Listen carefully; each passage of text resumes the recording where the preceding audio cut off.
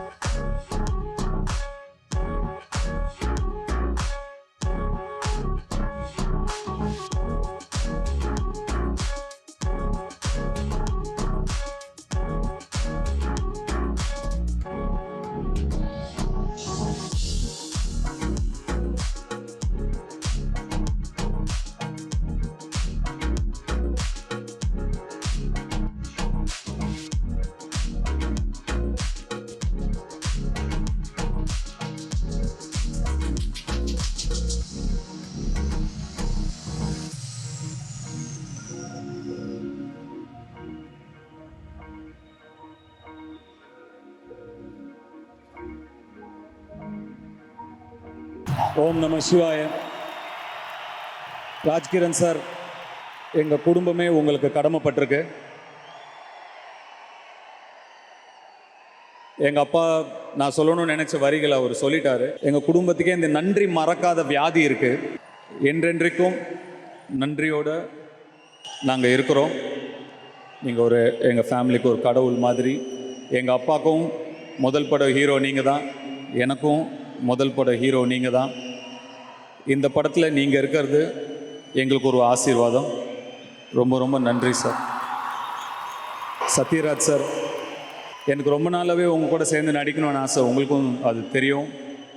இந்த படம் மூலமாக அது நிறைவேறியிருக்கு. உங்களுக்கு டைரக்ட் பண்ணுற ஒரு ஆப்பர்ச்சுனிட்டியும் எனக்கு கிடைச்சிது. எனக்கு ரொம்ப சந்தோஷம். நீங்கள் ஒரு சீனியர் ஆக்டர், உங்ககிட்ட வந்து ஒரு சில விஷயங்கள் எப்படி சொல்கிறதுன்னு எனக்கு ரொம்ப தயக்கமாக இருக்கும். நான் சின்னதாக சொல்லுவேன் ஏதாவது, சார் அது இப்படி அப்படின்னா எனக்கு ரொம்ப எப்படி சொன்னால் எப்படி எடுத்துப்பாருன்னு ஒரு தயக்கம் இருக்கும். ஆனால் நீங்கள் ஒரு நியூ கமர் மாதிரி அதை அவ்வளோ அழகாக ரிசீவ் பண்ணி ரொம்ப பியூட்டிஃபுல்லாக எங்களுக்கு இந்த கேரக்டர் நீங்கள் நடித்து கொடுத்தீங்க. ரொம்ப ரொம்ப நன்றி சார். நீங்கள் அருண்ஜி சார், நீங்கள் என்ன சொன்னீங்க, ஒர்க் அவுட் பண்ணுறீங்க ஷூட் முடிச்சுட்டேன்னு. அவர் ஷூட்டிங் பண்ணிகிட்டு இருக்கும் போதே ஒர்க் அவுட் பண்ணிகிட்டே நடிக்கிறார் sir. Great experience working with you sir. Thank you so much. Parthiban sir, என்ன சார், உங்களையும் நான் ரொம்ப கொஞ்சம் மைக்ரோ மேனேஜ் பண்ணிட்டேன்னு நினைக்கிறேன். நான் தலையிலலாம் கையை வைக்கல, அது அந்த மாதிரி எடுத்துக்க வேண்டாம். எல்லாத்தையுமே வித்தியாசமாக பண்ணணும்னு நினைக்கிற பார்த்திபன் சார், எல்லாத்தையுமே அன்யூஷுவலாக பண்ணணும்னு நினைக்கிற பார்த்திபன் சார். அப்போ அவரை யூஸ்வலாக காட்டலாம், அதுதான் அன்யூஷுவலாக இருக்கும்னு எனக்கு தோணுச்சு. அதனால் உங்களை யூஸ்வலாக மாற்றி ஒரு கேரக்டராக இதில் ப்ரெசென்ட் பண்ணியிருக்கோம். அண்ட் நீங்கள் நினைக்கிற அளவுக்கு இது சின்ன கேரக்டர் இல்லை.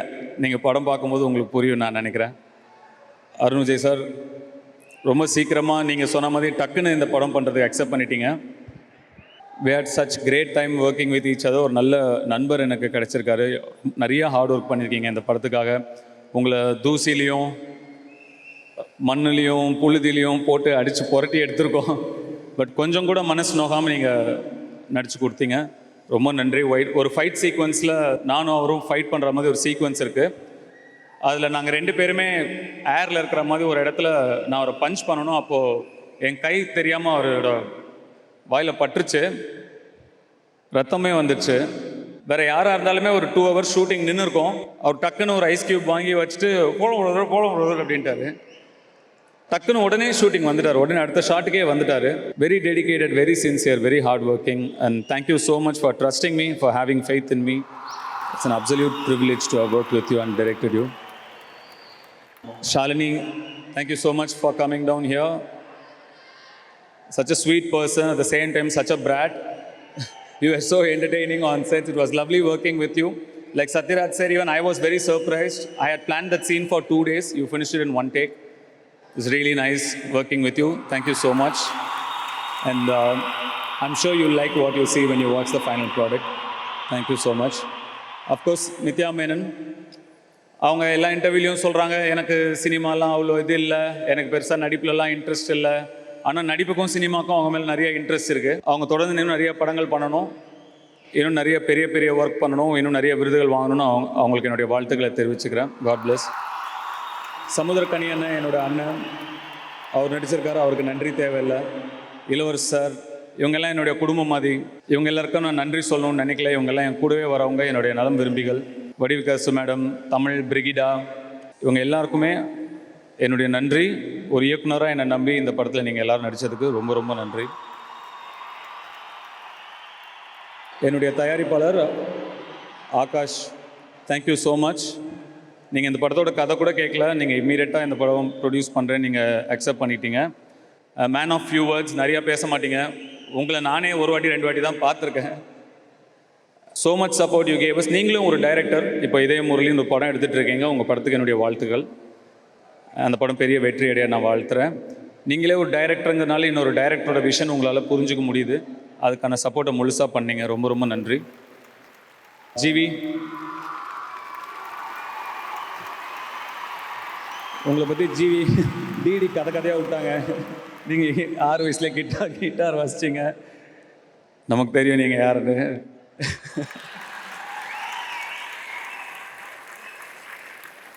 ஜிவி மாதிரி ஒரு ஃப்ரெண்டு கிடைச்சது நிஜமாவே ஒரு பிளெஸ்ஸிங் தான். இந்த படத்துக்கு மியூசிக் பண்ணணும்னு நான் ஜிவிட்ட சொன்னப்போ அவர் அந்த கதையை கேட்டுட்டு இல்லை நான் ரீல் பேஸ்டாக சாங்ஸ் இந்த படத்துக்கு பண்ண மாட்டேன் அப்படின்னு ரொம்ப உறுதியாக இருந்தார். ஏன்னா இப்போ எல்லாமே ரீல் பேஸ்ட் சாங்ஸ் ஆகிடுச்சு. அந்த 30 செகண்ட் அந்த 15 செகண்ட் உங்கள் அட்டென்ஷனை பிடிக்கணும்.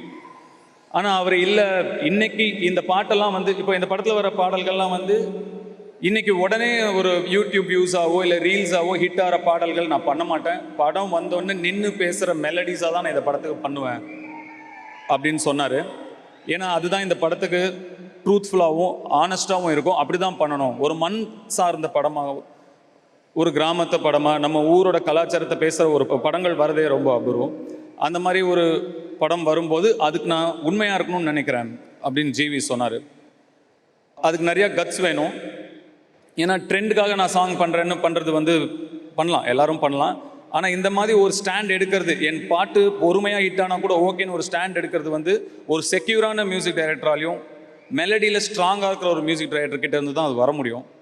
ஏன்னா மியூசிக்கில் நிறைய விஷயங்கள் நம்ம மாறி போச்சு. இப்போது முன்னாடிலாம் 35 ரூபா 45 ரூபா கொடுத்து ஒரு கேசட்டை வாங்கணும் அப்படின்னா அந்த காசை கொடுத்து அதை வாங்கியிருப்போம். அதில் 6 பாட்டு இருக்கும். நமக்கு பிடிக்குதோ இல்லை எல்லாத்தையும் ஒரு 4-5 வாட்டி கேட்டு பார்ப்போம். ஐயோ 35 ரூபா கொடுத்துட்டோமே, 45 ரூபா கொடுத்துருவோமே அப்படின்னு எல்லாத்தையும் ஒரு 4-5 வாட்டி கேட்டு பார்ப்போம்.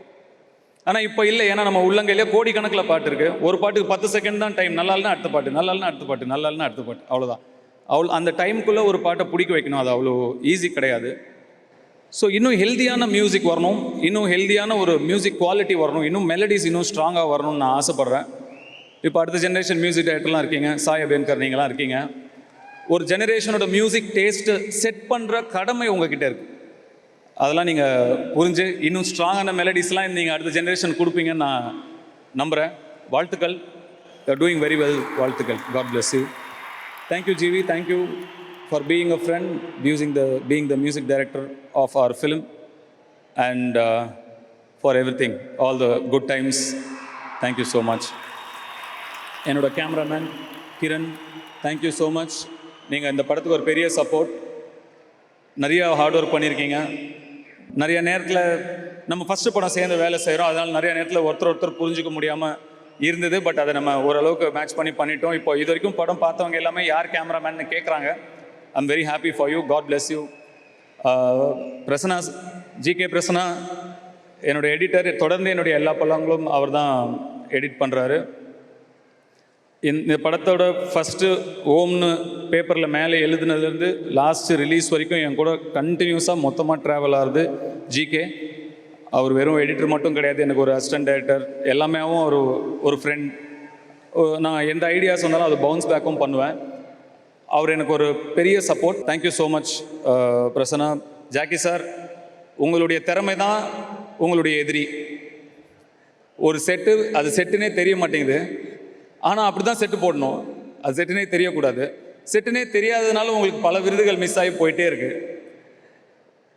ஸோ அடுத்த வாட்டி என்ன பண்ணோன்னா, இது செட்டுன்னு முதல்ல நம்ம கூவி பப்ளிசிட்டி பண்ணி, இது ஒரு ராயன் வந்து மொத்தமாக நடக்கிற அந்த ஊரே அவர் போட்ட செட்டு தான்.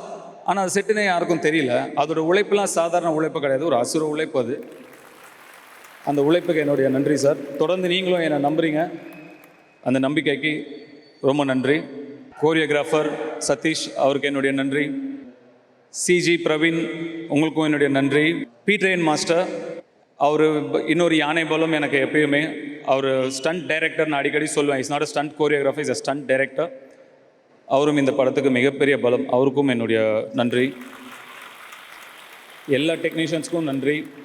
காவ்யா, காஸ்டியூம் ஸ்டைலிஸ்ட், உங்களுக்கு தனியாக ஒரு ஃபேன்ஸ் இருக்காங்க போலங்க.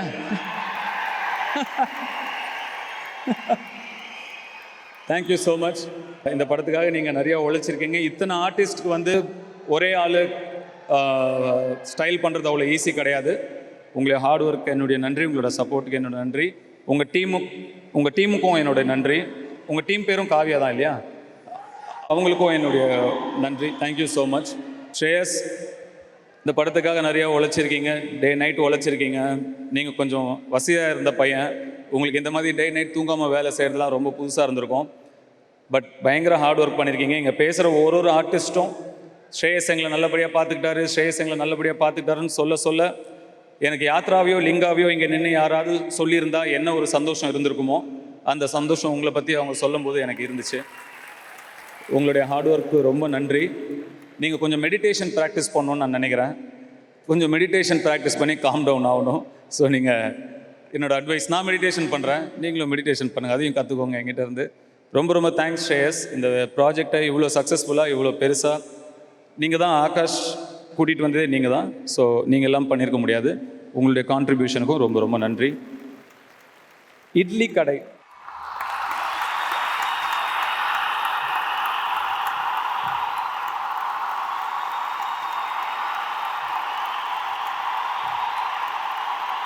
இட்லி கடை அது என்ன இட்லி கடை, அது என்ன டைட்டில்?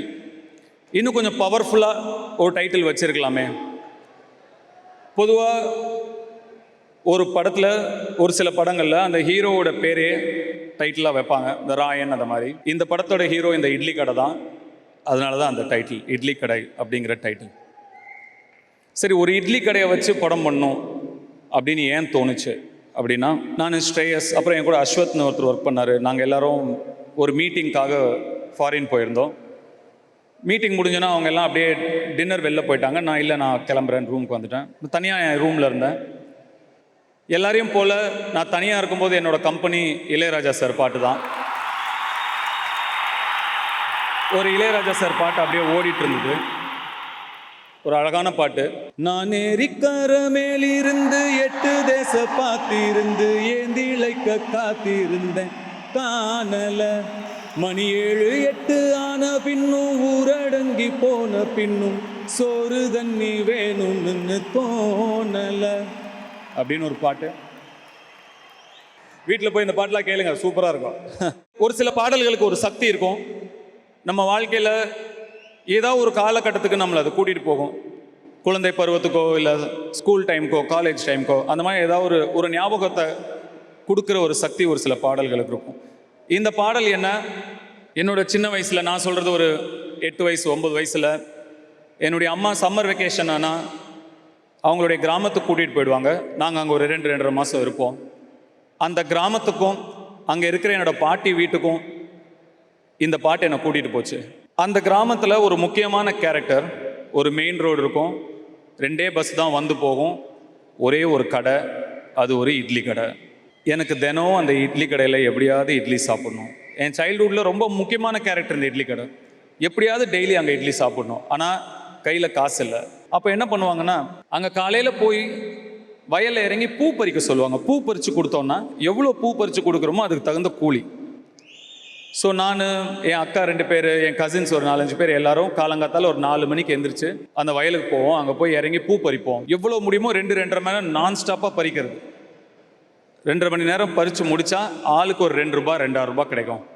அந்த 2 ரூபாய் 2.5 ரூபாயை எடுத்துக்கிட்டு நேராக ஒரு தோட்டத்துக்கு போவோம். அந்த தோட்டத்தில் ஒரு பம்பு செட்டில் இறங்குவோம். அங்கே ஒரு தொட்டி இருக்கும், ஏட்டையா தோட்டம்னு ஒரு தோட்டம். அந்த தொட்டிக்குள்ளே இறங்குவோம். ஆசை தீர அங்கே ஒரு ஆட்டத்தை போடுவோம். குளிச்சுட்டு அந்த துண்டை கட்டிக்கிட்டு அந்த துண்டோடு அந்த மெயின் ரோட்டில் அப்படியே தக் லைஃபாக நடந்து வருது, அப்படியே நடந்து வருவோம். நடந்து வந்து அந்த கடைக்குள்ளே போயிட்டு அந்த மர பெஞ்சில் உக்காந்துட்டு அந்த 2.5 ரூபாய்க்கு 4 இட்லி 5 இட்லி ஏதாவது வரும். உழைச்சி சாப்பிட்ட அந்த 4 இட்லி 5 இட்லியில் கிடைச்ச டேஸ்ட்டும் நிம்மதியும் சந்தோஷமும், நான் இப்போ எவ்வளவோ நிறையா பெரிய பெரிய ரெஸ்டாரண்ட்டில், ஃபேன்சியான ரெஸ்டாரண்ட்லாம் சாப்பிட்டேன், கிடைக்கல. இந்த பாட்டு என்ன அந்த இட்லி கடை கூட்டிகிட்டு போகும். இப்போ நம்ம அந்த இட்லி கடைக்கு போனால் எப்படி இருக்கும்? அந்த இட்லி கடையை வச்சு ஏன் நம்ம ஒரு படம் எடுக்கக்கூடாது அப்படின்னு எனக்கு தோணுச்சு. அது அந்த கடை மட்டும் கிடையாது, அந்த கிராமத்தில் என் மனசை கவர்ந்த, என்னை பாதித்த ஒரு சில கதாபாத்திரங்கள், உண்மை கதாபாத்திரங்களும், சென்னை நாங்கள் வந்ததுக்கப்புறம் என் மனசில் ஒரு இம்பேக்ட் ஏற்படுத்தின ஒரு சில உண்மை கதாபாத்திரங்களையும் வச்சு கற்பனையான கதை இந்த இட்லி கடை. Stay connected to your roots அப்படின்னு சொல்லுவாங்க. அதாவது உன் பூர்வீகத்துடன் இணைந்திரு அப்படின்னு சொல்லுவாங்க. எது நம்ம அடையாளம்? நல்லா படிக்கணும், பெரிய டிகிரி வாங்கணும், நல்ல வேலைக்கு போகணும். இது நமக்கு சொசைட்டியில் ஒரு மரியாதையும் அந்தஸ்தையும் கொடுக்கும், நம்மளுடைய வாழ்வாதாரமாக மாறும். ஆனால் நம்முடைய அடையாளம் நம்ம பூர்வீகம்தான். நம்மளுடைய அப்பா, தாத்தா, பாட்டன், முப்பாட்டன், பூட்டன் இவங்க எல்லாரும் வாழ்ந்த வாழ்க்கை வெறும் கதையாக காற்றுல அப்படியே கரைஞ்சு போயிடக்கூடாது. அடுத்தடுத்து வர தலைமுறைக்கு அது நினைவுகளாக தொடரணும். இந்த முன்னோர்களோட மூச்சு காத்தும் நம்ம மண்ணோட சாமியும் சேர்ந்தது தான் குலதெய்வம். இங்கே இருக்கிறதுல எத்தனை பேர் உங்கள் குடும்பத்தோட, உங்கள் குழந்தைங்களோட, உங்களோட பெற்றோர்களோட குலதெய்வம் கோயிலுக்கு போய் வழிபாடு பண்ணுறீங்க அப்படின்னு எனக்கு தெரியாது. பண்ணுறவங்களுக்கு வாழ்த்துக்கள், பண்ணாதவங்க தயவு செஞ்சு பண்ணுங்க, தயவு செஞ்சு பண்ணுங்க. இது ரொம்ப முக்கியம். ஒரு சில விஷயங்களை மறந்து போயிடக்கூடாது, ஒரு சில விஷயங்களை அப்படியே கடந்து போயிடக்கூடாது. இங்கே இருக்கிற நம்ம எல்லாருக்கும் நம்மளுடைய அப்பா அம்மா பேர் தெரியும், தாத்தா பாட்டி பேர் தெரியும். அவங்களோட அப்பா அம்மா, அவங்களோட தாத்தா பாட்டி வாய்ப்பு ரொம்ப கம்மி. ஒரு சிலர் தெரிஞ்சிருக்கலாம், வாய்ப்பு ரொம்ப கம்மி. நம்ம பிள்ளைங்களை நம்ம குலதெய்வம் கோயிலுக்கு கூட்டிகிட்டு போய் அவங்களோட வாழ்க்கையையும் வந்த வழியையும் அவங்களுக்கு எடுத்து சொல்லி அந்த குலதெய்வத்தோட அருளோடு நம்ம பிள்ளையை வளர்க்கணும்.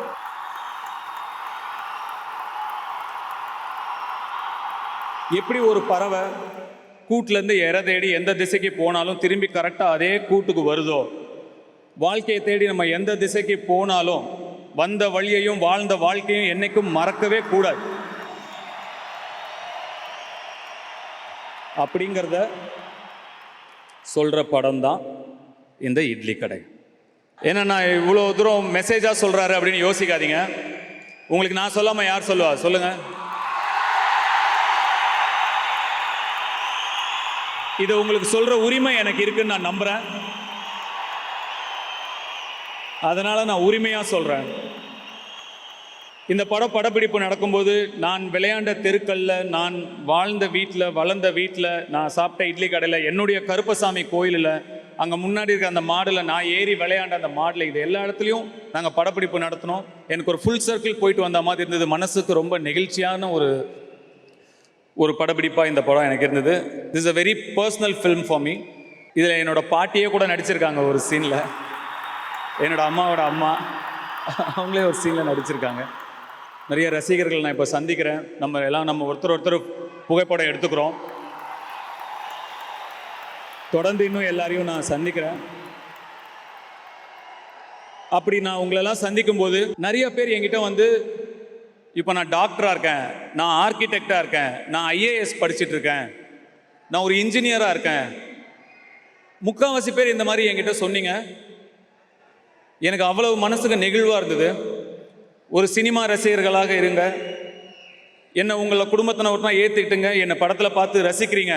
ஆனால் ரசித்ததோடு நிறுத்திட்டு உங்கள் வாழ்க்கையை நீங்கள் நல்லபடியாக பார்த்து, உங்கள் குடும்பத்தை நீங்கள் நல்லபடியாக பார்த்து, இன்னைக்கு நல்ல நிலைமையில் டாக்டரா, இன்ஜினியரா, லாயரா நீங்களாம் இருக்கீங்கன்னு நினைக்கும் போது அதை விட பெரிய கர்வம் எனக்கு வேறு எதுவுமே கிடையாது. அதுதான் முக்கியம், அதுதான் ரொம்ப ரொம்ப முக்கியம். சினிமாவில் என்ன ரசித்தா போதும், அதுக்கு மேலே குடும்பங்களை பார்த்துக்கோங்க, உங்கள் வாழ்க்கையை நல்லபடியாக பார்த்துக்கோங்க. அது ரொம்ப ரொம்ப முக்கியம். I am very very happy. Idli கடை நிச்சயமாக உங்களுக்கு பிடிச்ச ஒரு படமாக இருக்கும்னு நான் நம்புகிறேன். உங்கள் குடும்பங்களோட நிச்சயமாக பார்க்க வேண்டிய படமாக இது இருக்கும் அப்படின்னு நான் நம்புகிறேன். அண்ட் ஒன்ஸ் அகெயின் என்னுடைய டீமுக்கும், டைரக்ஷன் டீமுக்கும், என்னுடைய கோ ஆக்டர்ஸ் டீமுக்கும் என்னுடைய நன்றி. உங்கள் சப்போர்ட் எதுவும் இல்லாமல் இதெல்லாம் பண்ணியிருக்கவே முடியாது என்னால். Thank you so much.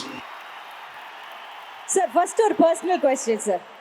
உங்கள் கழுத்தில் எத்தனையோ மாலைகள் விழுந்திருக்கு, எத்தனையோ பாராட்டுக்களை அந்த மாலை தாங்கியிருக்கு. ஆனால் எப்போவுமே நீங்கள் கழுத்தில் இந்த ஒரு கருங்காலி மாலை போட்டிருக்கீங்களே சார், அது நீங்கள் போட்டது வந்து நிறைய ஃபேன்ஸ் எடுத்து போட்டுக்கிறாங்க. ஸோ அது ஏன்னு நாங்கள் தெரிஞ்சுக்கலாமா? அதில் என்ன ஒரு சிறப்பு இருக்குன்னு தெரிஞ்சுக்கலாமா? இது என்ன மாலைன்னு எனக்கு சத்தியமாக தெரியாது, நிஜமாக தெரியாது. ஒரு வாட்டி எங்கள் பாட்டிக்கு கொஞ்சம் உடம்பு சரியில்லாமல் இருந்தது. அவங்கள பார்க்கறதுக்காக நான் ஊருக்கு போனேன். அவங்கக்கிட்ட பேசிகிட்டு இருந்தேன். அப்போ எங்கள் பாட்டி என்னோட தாத்தா ஃபோட்டோவில் இந்த மாலை இருந்தது. என் பாட்டிக்கிட்ட கேட்டேன், நீ இதை வாங்கி போட்டிருக்கியா இல்லை இது தாத்தாவோட மாலையான்னு கேட்டேன். உங்கள் தாத்தா கிட்டத்தட்ட 30-40 வருஷம் ஜபம் பண்ண மாலைடா, அவர் இறந்த உடனே அவர் உடல்லேருந்து எடுத்து அவர் ஃபோட்டோவுக்கு போட்டிருக்கேன் அப்படின்னு சொன்னாங்க. இதை நான் எடுத்துக்கலாமா, நீ அதை எனக்கு தருவியான்னு நான் கேட்டேன். எங்கள் பாட்டி எந்திரிச்சு போய் அந்த ஃபோட்டோ கிட்ட பேசினாங்க. மாமா பார்த்தீங்களா அவன் கேட்குறான் அப்படின்னு. அவ்வளோ ஸ்வீட்டாக இருந்தது அது பார்க்கவே. உங்களுக்கு எத்தனை பேர பசங்க இருக்காங்க, ஆனால் இவன் தான் வந்து இந்த மாலை வேணும்னு கேட்குறான் அப்படின்னு சொல்லி அந்த மாலையை எடுத்து அவங்க மந்திரிச்சு எனக்கு விபூதி வச்சு கழுத்தில் போட்டு விட்டாங்க. அப்போயிலேருந்து என்னுடைய முன்னோர்களும் அவங்களுடைய ஆசீர்வாதமும் என் கூடயே இருக்கிற மாதிரியும் என்னை ப்ரொடெக்ட் பண்ணிட்டு இருக்கிற மாதிரியும் எனக்கு ஒரு ஃபீலிங். அதனால இதை நான் போட்டிருக்கேன். நிறைய பேர் ஒன்று சொல்கிறாங்க, இது போட்டால் அதாகும் இதாகும்னு. எங்கள் தாத்தா மேலே ஒன்றும் ஆகாது. சத்தியமா இதுக்கு இப்படி ஒரு கதை இருக்கும் நாங்க எதிர்பார்க்கவே இல்லை sir. Thank you so much for sharing with us. நீங்கள் இந்த மாலையை போட்டதுக்கப்புறம் ஒரு 300 ரூபா ரேட் ஏற்றிட்டாங்க சார் ஆன்லைனில். அவ்வளோ ஃபேமஸாக போயிட்டுருக்கு சார். இப்போது நிறைய விஷயங்கள் படத்தில் நாங்கள் உங்களை பார்க்குறோம், ரசிக்கிறோம். இப்போ நிறைய பேர் சொல்கிறப்போ ஓஜி ஓஜி அப்படின்ற வார்த்தை யூஸ் பண்ணுறாங்க.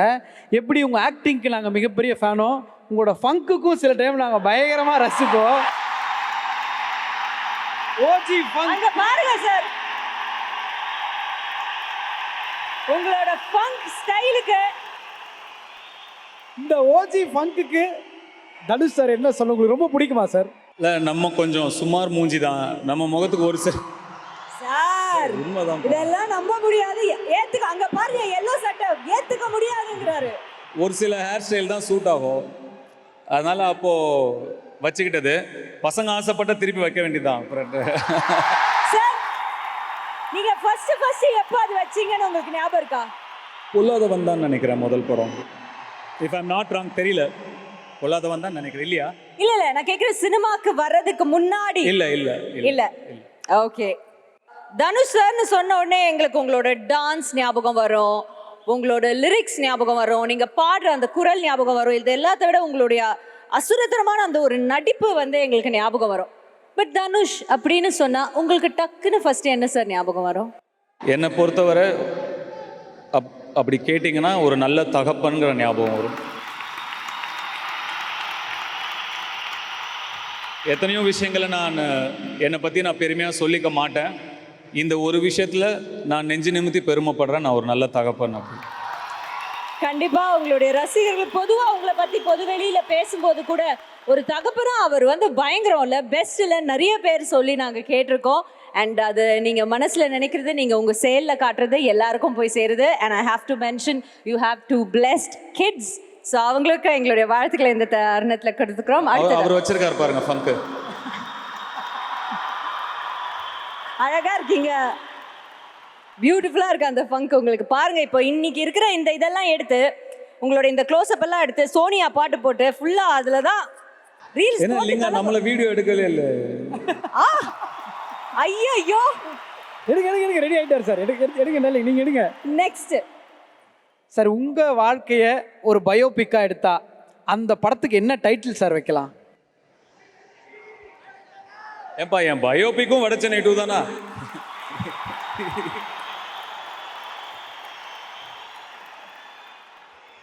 இன்னும் நிறைய சாதிக்க வேண்டியது இருக்கு, இன்னும் நிறைய ட்ரீம்ஸ் இருக்கு. எனக்கு நிறைய 42 வயசு, இன்னும் எனக்கு எதுவுமே நான் பெருசாக பண்ணிடாத மாதிரி உள்ள ஒரு ஃபயர் இருக்கு. ஸோ பயோபிக் பற்றி பேச வேண்டிய நேரம் இது இல்லை. ஏதாவது பெருசாக சாதிச்சா அப்போ பேசலாம். சரி சார், நீங்க எத்தனையோ எதிர்பாராத சாதனைகளை வந்து நீங்க வந்து செயல்படுத்தி இருக்கீங்க, அச்சீவ் பண்ணியிருக்கீங்க. பட் எங்களுக்கு வந்து ஒரு ஆசை இருக்கு, என்னைக்காவது எங்களுடைய ஒரு தமிழ் படத்துக்கு இல்லைன்னா ஒரு தமிழ் நாயகனுக்கு, தமிழ் பேசக்கூடிய ஒரு நாயகனுக்கு ஆஸ்கர் விருது நீங்க வாங்கி தந்துருவீங்களா எங்களுக்கு? அந்த ஆசை உங்களுக்கு இருக்கா? இப்படிதான் சார் நேஷனல் அவார்ட்னு சொன்ன போது இதே மாதிரி தான் சொன்னீங்க, ஆனா வாங்கிட்டீங்க. ஹாலிவுட் படம்னு சொல்லும்போது இதே தான் சொன்னீங்க. பாருங்க, என்ன எழுதியிருக்கோ நடக்கும். இப்போதைக்கு எனக்கு ஒரே ஆசை தான், இட்லி கடை நல்லபடியாக அவங்கள போய் சேரணும், அவ்வளோதான். பட் அந்த ஆசையோட சேர்ந்து நாங்கெல்லாம் இந்த ஆஸ்கர் ஆசையும் கொஞ்சம் அப்படியே மேனிஃபெஸ்ட் பண்ணிக்கிறோம். தமிழரசு மாதிரி மேனிஃபெஸ்ட் பண்ணிக்கவா? ஓகே, அலோவ் பண்ணியிருக்காரு. ஏகப்பட்ட மேனிஃபெஸ்டேஷன் போகுது. நெக்ஸ்ட் ஒரு இமேஜ் ஒன்று பார்க்க போகிறோம் சார். சார் சார் சார் நீங்க திரும்புங்க சார். இது பார்த்ததுல இருந்து ஃபுல்லா ட்ரெண்டிங் போய் இது பண்ணுங்க. என்ன சார் யோசிச்சுட்டு இருந்தீங்க? என்ன சார் யோசிச்சீங்க? ப்ளீஸ் சொல்லுங்க சார். என்ன இவ்வளோ வெக்கப்படுறீங்க சார்? இல்லை வெக்கப்படலை. ஒரு ஆக்சுவலாக நிறைய ஆக்டர்ஸ் கிட்ட இருக்கும், அருண் விஜய் கூட ஒத்துக்குவார் நான் சொல்கிறது. சம்டைம்ஸ் என்ன ஆகும்னா, யாராவது நம்ம கூட பேசிகிட்டே இருப்பாங்க, இல்லை இன்ஸ்பைரிங்காக ஒரு மியூசிக் கேட்போம், இல்லை ஏதாவது ஒரு பாட்டு கேட்போம். அப்படி கேட்கும்போது ஆக்டர்ஸ்குள்ளே ஒரு விஷயம் இருக்கும், நம்ம அதை பெர்ஃபார்ம் பண்ணி பார்க்க ஆரம்பிப்போம் நமக்கே தெரியாமல். சத்யராஜ் சார், பார்த்திபன் சார், உங்கள் ஆராய்ச்சிக்கன் சார், உங்களுக்கு எல்லாருக்குமே தெரியும், நமக்கே தெரியாது. சடனாக நம்ம கான்ஷியஸாக அதை பண்ண மாட்டோம், நமக்கே தெரியாமல் ஆகிடும். அன்றைக்கி கொஞ்சம் குழந்தைகள் வந்து அந்த ராயன் சாங் ரொம்ப அழகாக பாடிட்டு இருந்தாங்க. நான் ஒரு செகண்ட் நம்ம எங்கே இருக்கோம் என்ன பண்ணுறோம் அதெல்லாம் மறந்துட்டு நான் கொஞ்சம் அந்த ராயன் கேரக்டர் பண்ண ஹோம்ஒர்க் அந்த மாதிரி கொஞ்சம் எனக்கே தெரியாமல் கொஞ்சம் அந்த காட் கேரிட் அவே. யூஸ்வலாக இது என் கூட ரொம்ப நெருக்கமாக இருக்கிறவங்களுக்கு தெரியும். என்னடா அவன் பைத்தியமாய் நம்ம ஒன்று பேசுகிறோம், ஏதோ தனியாக ஏதோ பண்ணிட்டு இருக்கான்னு அவங்க நினைப்பாங்க. வெளியே காட்டிக்க மாட்டோம், அவாய்ட் பண்ணிவிடுவோம். இது நம்மளை மீறி என்னோட கண்ட்ரோல் இல்லாமல் வந்தது. அது கொஞ்சம் எம்பாரசிங்காக தான் இருக்குது. இல்லை சார், அழகாக தான் இருந்தது. இப்போ ஒவ்வொரு வார்த்தைகள் சொல்கிறோம், உங்களுக்கு டக்குன்னு என்ன தோணுதோ அதை நீங்கள் சொல்லிடுங்க. கடவுள், இங்கே. காதல், காதல் எங்கே.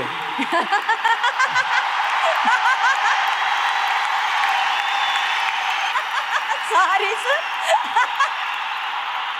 நட்பு, நட்பு, ஃப்ரெண்ட்ஷிப். ஆசீர்வாதம். துரோகம். பழகிடுச்சு. Haters, haters, haters. ஹேட்டர்ஸ்னு ஒரு கான்செப்டே இல்லைங்க ஆக்சுவலாக. அது வந்து அப்படி யாருமே கிடையாது. எல்லாரும் எல்லா படமும் பார்ப்பாங்க. யார் ஹேட்டர்ஸ்னால் யார் சொல்லுங்க பார்க்கலாம். அப்படி யாருமே இல்லை. ஒரு குறிப்பிட்ட ஒரு குரூப் அவங்களுடைய சர்வைவல்காகவோ ஏதோ ஒரு விஷயத்துக்காகவோ ஒரு 30 பேர் ஒரு 300 ஐடியா வச்சுட்டு பரப்புறது தான் ஹேட்டுங்கிறது. அதனால ஒன்றுமே இல்லை. அந்த 30 பேரை போய் படம் பார்ப்பாங்க. அவங்களே படம் நல்லா இருக்குன்னு அப்படி ஒரு கான்செப்டே கிடையாது. ஓகே. ஆனால் கிரவுண்ட் ரியாலிட்டியே வேற. நம்ம பசங்க களத்தில் இறங்கி களை கட்டுவாங்க. கிரவுண்ட் ரியாலிட்டியே வேற. நம்ம எப்பயும் சொல்றது தாம்மா, நமக்கு அன்பு தராங்களா, நமக்கு வெறுப்பு தராங்களா, அன்புவின் எழுச்சி தான் எல்லாமே. Super sir, fantastic. அரசியல் புரியாது. என்ன ஃபுல் மீல்ஸா?